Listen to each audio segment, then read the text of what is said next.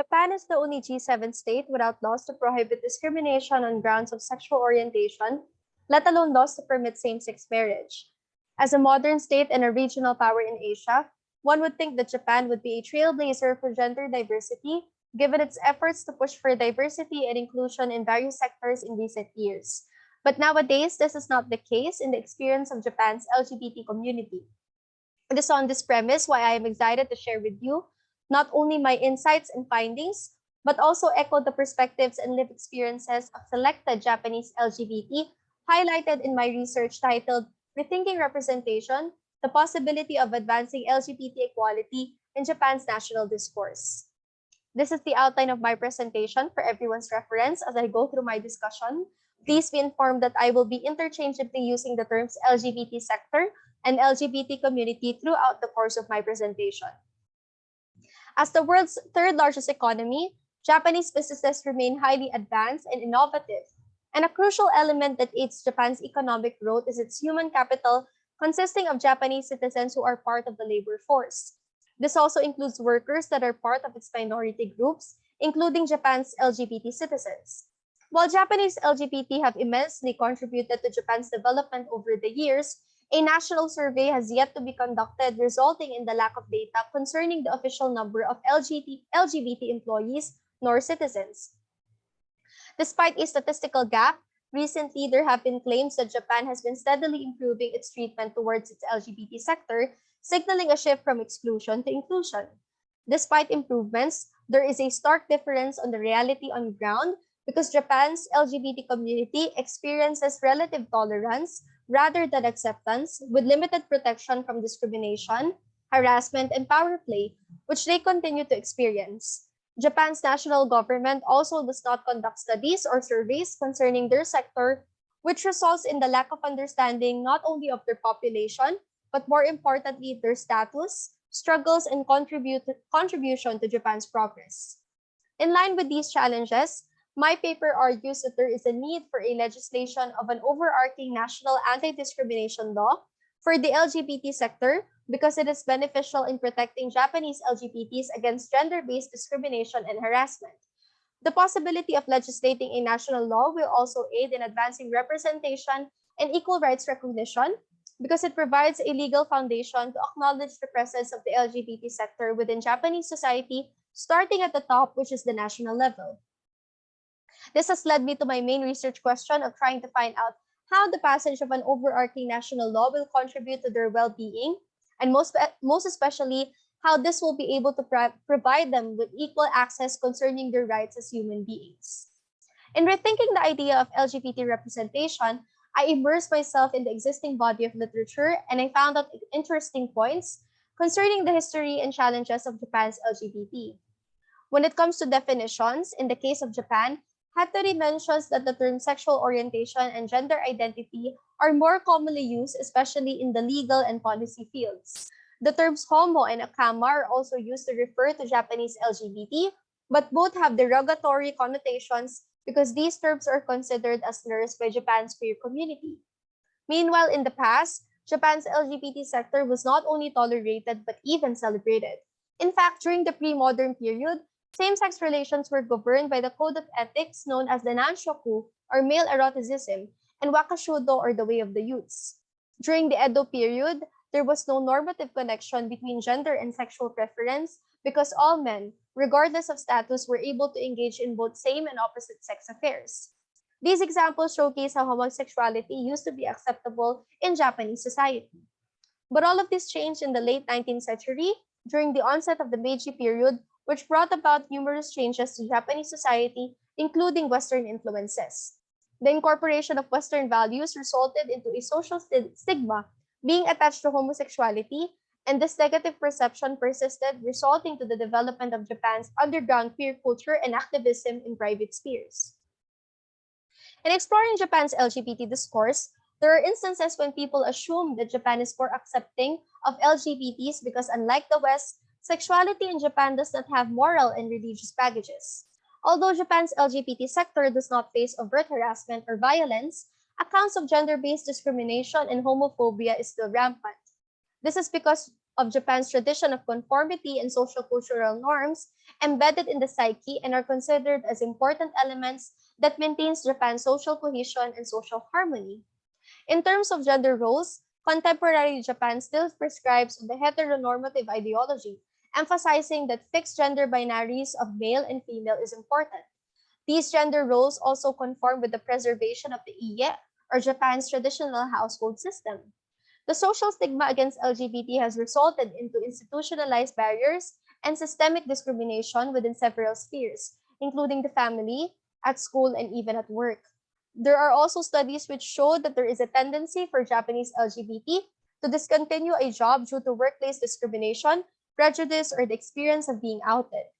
These challenges are further compounded by institutional barriers such as party politics and the domination of conservative politicians whose ideas influence the policy direction being lobbied in Japan's national diet. This has resulted into a lack of public conversation and insensitive rhetoric towards the LGBT sector. Despite these issues, the narrative of positive developments regarding Japan's treatment towards its sexual minorities stems from the array of national and local policies that the country has been able to legislate over the past years.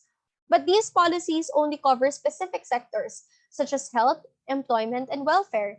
But it does not necessarily guarantee nor prevent harassment or discrimination towards the LGBT, and most of the time, they struggle a lot prior to being able to utilize or being able to be covered by these policies.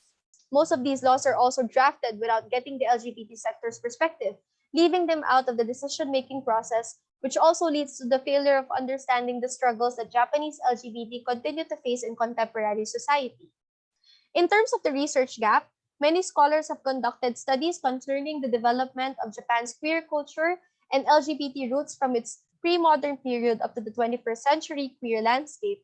But in this study, I particularly focus on the LGBT discourse based on their lived experiences and perception about equality, and how these perspectives can be contextualized should the possibility of an overarching national law be formulated in the future. In addition, there is also a lack of literature regarding the pre-employment and employment experience of the LGBT, which I was able to cover in this study. With this paper's focus hinged towards the implementation of a national law in order to advance representation and equal rights recognition, this study aims to employ the egalitarian rights recognition theory as a theoretical framework to assess the possibility of advancing LGBT rights within Japanese society. This theory was published by Matt Han in 2016, which focuses on the political discourse regarding human rights. In this theory, Han states that the emphasis on social recognition is the most significant basis in viewing human rights, rather than the sole notion of basic rights stemming from being humans. It also acknowledges the role of society through social recognition and the importance of egalitarian rights where anyone and everyone can benefit from. This conceptual framework was based from Matt Han's egalitarian rights recognition theory and provides an outlook on the possibility of Japan recognizing the egalitarian rights of its LGBT citizens. In conducting my research, I undertook the qualitative method, and in analyzing narratives and media reports, I used the discourse analysis in order to treat the language and insights of Japanese LGBT as an instrument of communication in expressing the meanings and achieving intentions about their experience as part of the LGBT community. In order to gather and analyze data, I utilized secondary sources as the primary reference of my study given the constraints brought about by the COVID-19 pandemic. At this point, allow me to highlight my research findings and data analysis of the collated information which I have assessed. I will also be flashing some interview vignettes that encapsulates the perspective of the selected members of the Japanese LGBT. Although Japan's treatment towards the LGBT sector has significantly improved over the past years, most of the informants in the secondary sources conveyed negative perceptions on being part of the LGBT in a largely conservative society that is driven by cohesion and social cultural norms. Accordingly, conforming to these social norms are still expected of individuals in order to maintain social harmony. Compared to other countries, blatant physical violence and hate crimes do not exist within Japanese society. However, what is different is that LGBTs continue to experience overt discrimination and harassment due to their gender and sexual orientation. Further, there is still a lack of understanding concerning the sector and they are often portrayed as different people and are made fun of in public spaces. These misconceptions towards the LGBT sector pushes the LGBT to view Japan as a country that is not good to live in for sexual minorities. In addition, social expectations, such as being categorized under the male and female gender binaries and gender roles, are still predominantly assigned between men and women, which puts them in uncomfortable situations. As an example, in most workplaces, gender binaries are still viewed as the norm despite the existence of diversity and inclusivity frameworks in numerous Japanese companies. Moreover, promotions and ideal work assignments are difficult to come by for members of the LGBT community, leading to unfulfillment at work, which oftentimes leads towards resignation. Meanwhile, in terms of their own perspectives, let's try to discover how representation and equality means for the selected members of the Japanese LGBT. The Japanese LGBT community views equality in the context of a safe environment with inclusive policies that allows them to come out openly and protects them against discrimination and harassment. Accordingly, they also believe that equality can be best achieved by seeing the following changes in Japan in the future, which includes first, raising awareness about the LGBT sector, second, making their voices heard, including providing opportunities and equal rights recognition, and third, being properly represented within public spheres. Furthermore, although LGBT-related policies are being promulgated in the national and local levels, they want to ensure that awareness among ordinary Japanese citizens must also be increased in order to better understand who the LGBT community is and why they are equally as important as other citizens in Japanese society. In order to ensure safe environments for Japan's LGBT community, LGBT inclusive policies should go beyond the mere narrative of understanding and tolerance. Rather, there is a need to enforce a national policy that will protect them from discrimination, harassment, and violence. However, at present, the implementation of a national law that is committed to equal rights recognition is still far-fetched because Japan's constitution does not recognize the existence of the LGBT. Furthermore, other challenges include the continuous existence of social, political, cultural, and institutional barriers that continue to hamper the growth of LGBT individuals within their communities. Japan also lacks some elements that Matt Han mentioned in his framework, including openness to ideas and communication when it comes to the promotion of egalitarian rights. Given this challenge, Japan may opt to implement instead a national anti-discrimination law, which is a first step that can aid in advancing representation and equal rights recognition in the future. Japan's legislation of a national law that focuses on anti-discrimination and the protection of LGBT rights will aid in providing political and economic gains to the country. The implementation of this law legitimizes protection of Japan's LGBT community because a legal framework will be imposed at the national level. Therefore, this explicitly enforces measures that will protect the LGBT sector from discrimination, harassment, or violence which they may experience in different areas of the society. Further legislation of a national law may also pave way for the amendments of other national and local measures enforced by Japan in order to improve their treatment towards the LGBT community.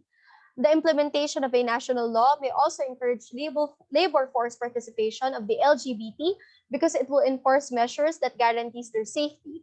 This is particularly important given Japan's labor shortage coupled by the issue of an aging population. Amid all of the discussion, allow me to share my final reflections about this research. First, despite relative progress in Japan's treatment towards its LGBT community, there are still existing barriers within the Japanese society that warrants increased attention on the protection of its sexual minorities, which necessitates the need to provide them safe spaces for them when they are coming out. Next, Japan must also learn how to open up the discourse on LGBT-related issues in order for society to become more aware to ideas and communicate with each other in order to address and understand the importance of the LGBT's human rights and their contribution within the Japanese society. Finally, the implementation of a national law will also encourage labor force participation because it provides legal guarantees for the protection of its workers. Ultimately, all of these aid in improving the current conditions of Japan's LGBT sector by rethinking their current representation and the role that they play within Japanese society, from being an invisible community to becoming a visible community that is not merely tolerated, rather is protected and provided with opportunities by state and society. This ends my presentation. Thank you very much, Professor Celero. the UP Asian Center, and the Japan Foundation Manila for providing us an avenue to present our research papers. To our audience, if you have any reactions or questions concerning the study, you may reach out to me via email. Again, maraming salamat po sa lahat. Domo arigatou gozaimasu.